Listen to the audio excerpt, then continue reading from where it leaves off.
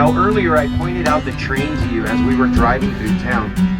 If you look down to the right-hand side of the bus, you'll see one of 7 tunnels that train had to travel through, bringing the tools, supplies, workers, things like that up here. As you can see, it's no longer in service, but it's a really nice trail to walk on when your family's on the weekend. So there's actually a tunnel directly under our bus. That tunnel came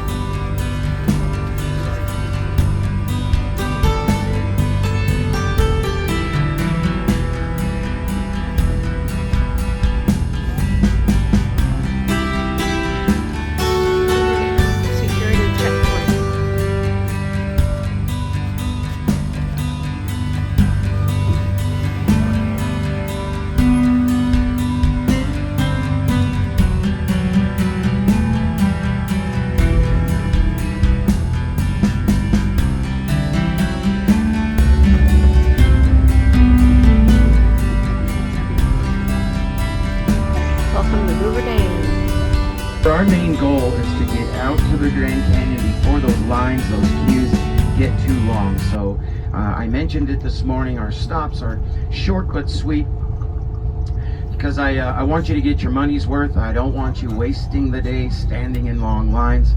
So we're going to get out there quickly but safely and beat those long lines. All the buses that you see on the highway heading the direction we're heading, we're all going to the same place. So we're trying to get out there so you can have a great time this morning. So war veteran, the Arizona side of this pulley system, because I'm going to talk more about that in just a minute.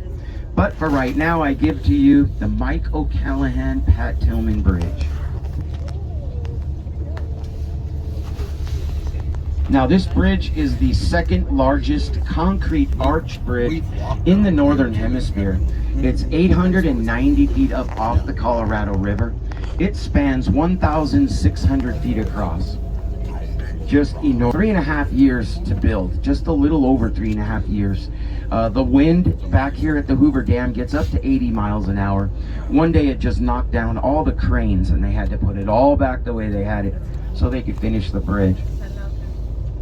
So if you could see out the right-hand side of the bus, you'll see the Colorado River through the Hoover Dam and eventually makes its way out to the Gulf of California. Now, I showed you the pulley system up in front of the bus, and just keep punishing this area to make this wide of an opening. Now, those high scalers not only had the most dangerous job, they were also the highest paid. The regular workers were making 40 cents an hour, the high scalers 55 cents an hour. So this is what a high scaler looked like on the left-hand side of the bus. You'll see he's literally just sitting on a 2x4 with rope. If you look at his left leg, you'll see his bag of dynamite there. Now on the right-hand side of the bus, you'll notice these look like they're about to tip over. Even the ones on the other side of the water over there, they're built the same way to keep those lines extra super tight. Remember, the wind back here gets up to 80 miles an hour. There's iron locked within. Refurbished right now are the Winged Angels of the Republic. And I'll tell you more about those angels once our bus is directly in front of them on our way out of here. Okay, so we have 4 intake towers back here, 4 intake towers. These 2 intake towers on our left on the Nevada side, and there's 2 intake towers in front of the bus on the Arizona side. How it works: water gets sucked into the intake towers. That water then goes into the Hoover Dam, turning the 17 turbines, creating hydroelectricity. Now here's a beautiful bird's eye view of that water level line on your left. Now that's over 189 feet down. The water should be all the way to the top of this wall right here on our left. Now it was only that high twice.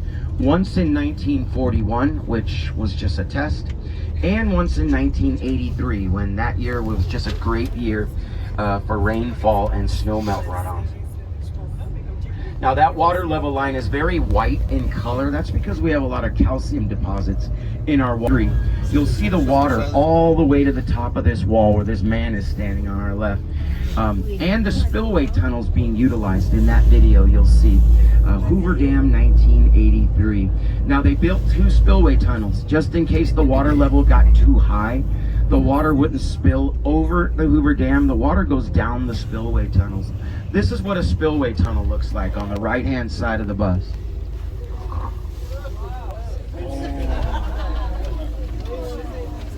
Like I said, if you look it up, 1983 Hoover Dam on YouTube, you'll see the water going down there just like Niagara Falls. They said more water went down that tunnel every second than the average household uses in a year.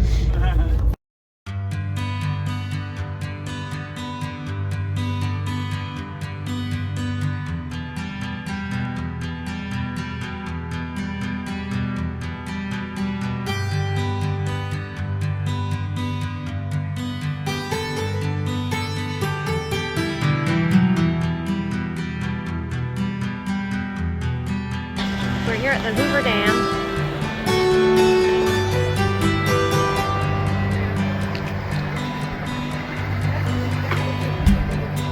It's really, really, really low.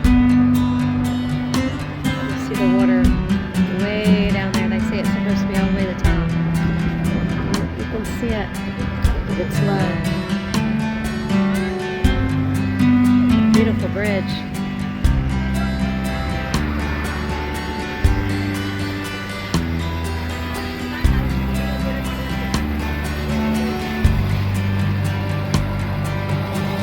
Be on this bus today.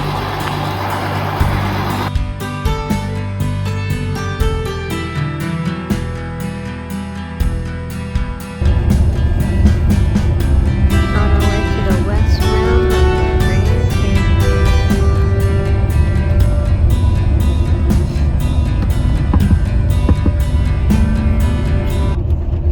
All right, so we've stumbled across some farmlands back here in the middle of nowhere.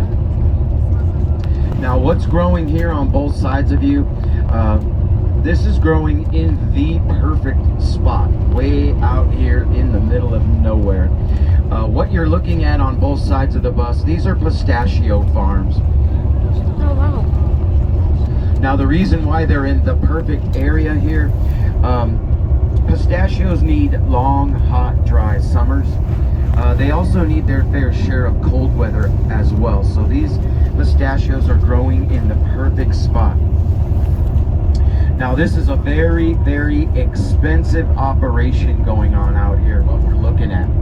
Now, of course, it's very expensive to water the pistachios out here in the middle of nowhere. It was also very expensive to remove the Joshua trees. Now the Joshua trees are a protected tree. You have to have a permit to remove them, and you can't just chop them down. You have to remove them and then relocate them somewhere else in the desert. So very expensive to do that. Also, this is very time consuming. It takes between 5 to 8 years to finally produce the perfect pistachio nut to be consumed. So very expensive, very time consuming. If you buy pistachios in the United States and you read the back of the package, most of them are going to say California because they grow a lot of pistachios in the Central Valley. But just a little fact about pistachios, the majority of the pistachios in the United States of America are not even from here. They're shipped here from Iran.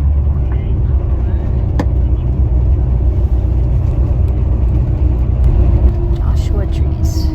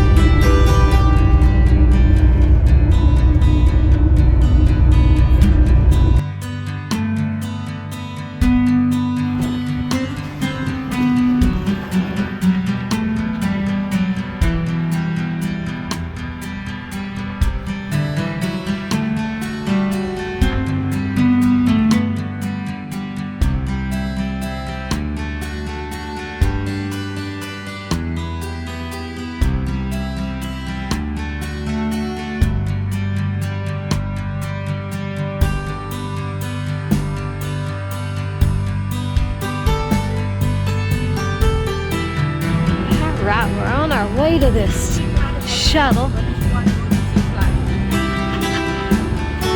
They have zip lining here. That would be incredible though.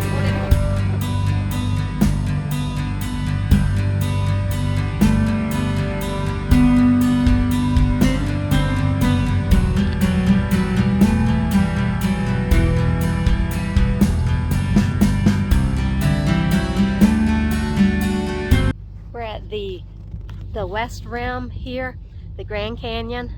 As you can see behind me, it's beautiful. Check that out. Sun's bright, but it's pretty nippy out here.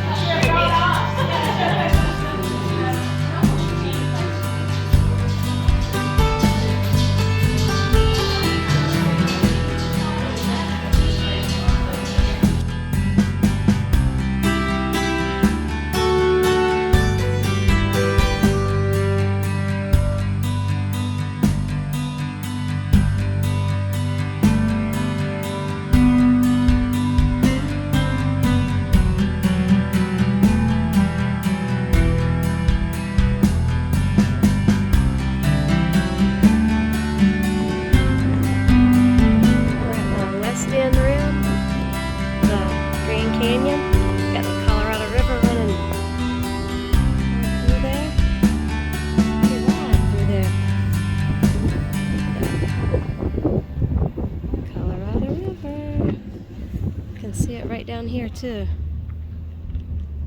There.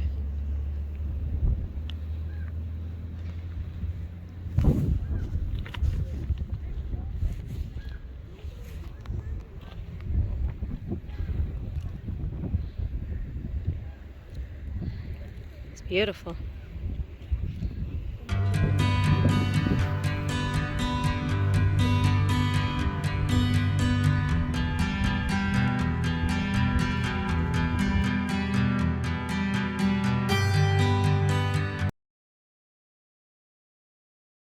We're at the Grand Canyon, the West Rim. Show you what it looks like back here.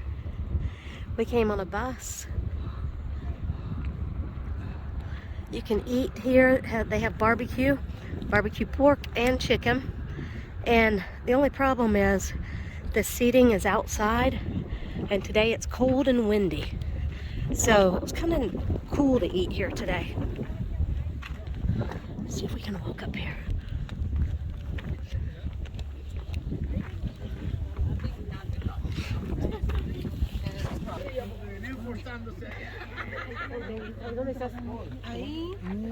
We're gonna go out there on that.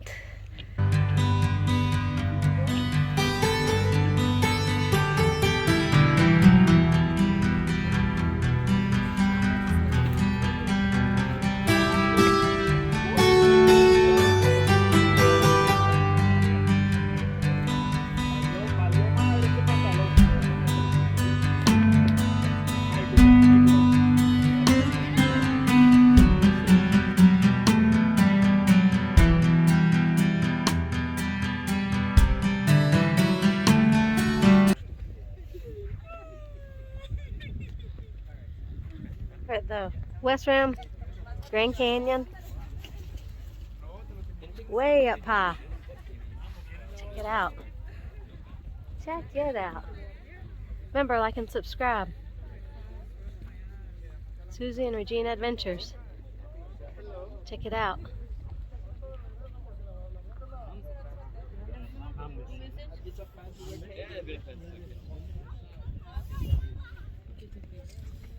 One more time. Let's see what we got here. See the Colorado River behind me? The sun's shining. I can't see what's on my camera right now. All right, y'all. There'll be more. This is just beautiful.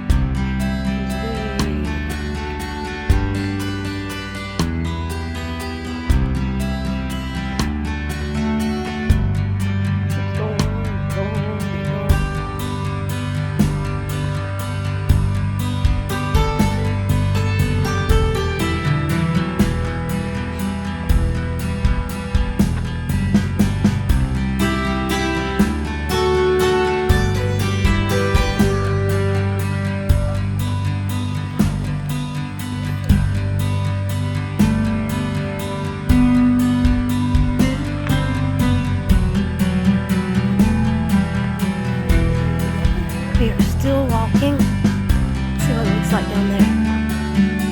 Oh, look. Colorado River again. We're right up there. We're up there.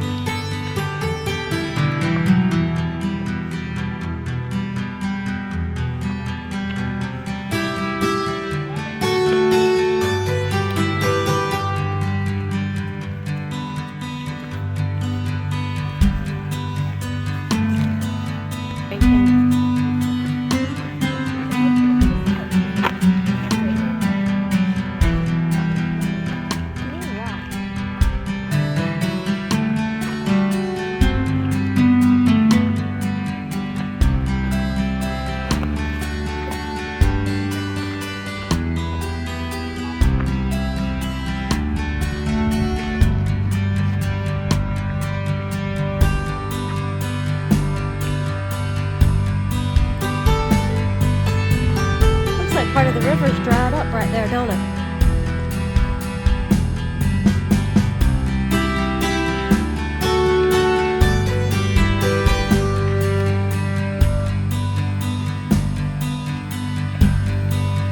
Alright, so we're at another point here, and we're about to go to the tip top. Check that view. What a view. Amazing.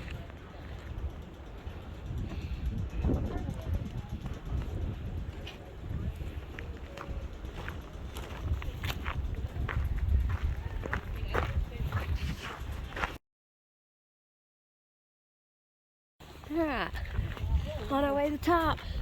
Oh wow, look at that. Check that out.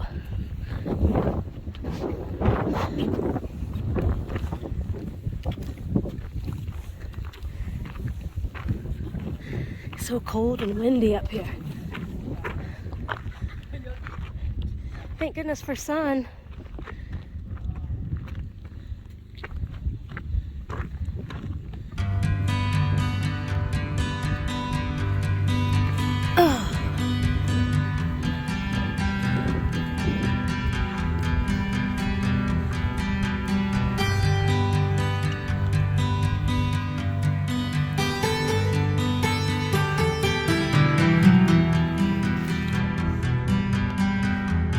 What a view.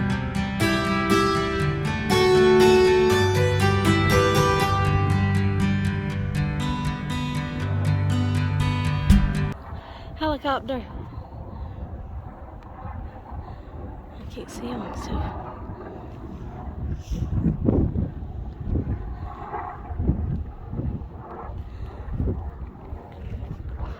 All right. We are still climbing.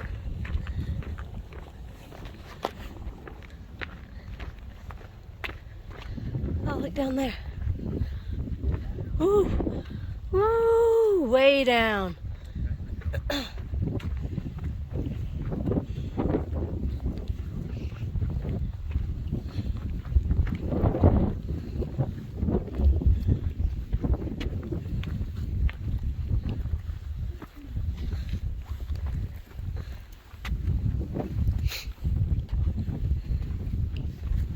We're almost there, yo.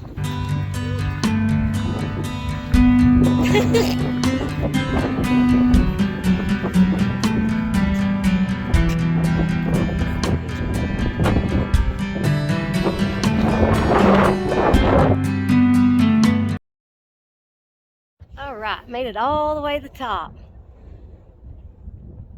This is my view.